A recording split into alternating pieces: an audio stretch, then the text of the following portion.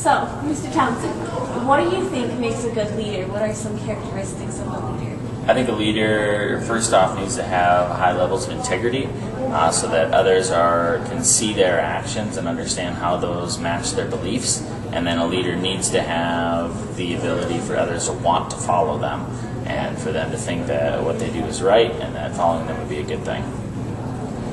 What do you think about leaders in the community of Sioux Falls?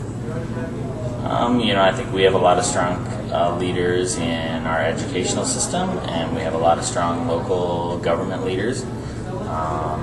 You can see leadership in lots of different areas. You can see student leaderships in student government and different sports clubs and sports teams. So, you have the opportunity to practice leadership and see examples of leadership everywhere. How do you think leadership and diplomacy relate to each other?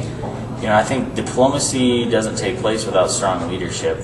For countries to be able to coordinate their responses to one another, you do need to have a point person. A lot of times this is a diplomat or the major political leader.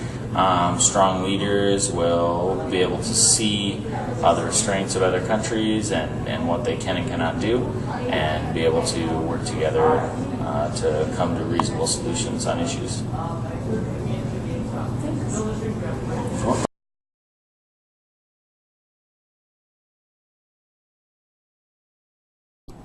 Dr. Messick, what do you think are some characteristics of a leader, a good leader? A good leader cares about people. They're actively involved with people. They listen to people. To be a good leader, you have to have followers and people willing to follow. So it's important that you're very committed and passionate to whatever you're trying to lead. Do you think there's a connection between diplomacy and leaders? Absolutely. Diplomacy around the world depends on good leaders. We see that from the beginning of all the kinds of different people who are leaders around the country, around the world. Do you see any leaders within the Sioux Falls community, and if so, how did they reach that spot where the community looks up to them as a leader? Yes, I see a lot of leaders in Sioux Falls. It's a pretty dynamic group that have really put a lot of leadership and effort and things in the community. Sioux Falls has a reputation for being a leader in several areas.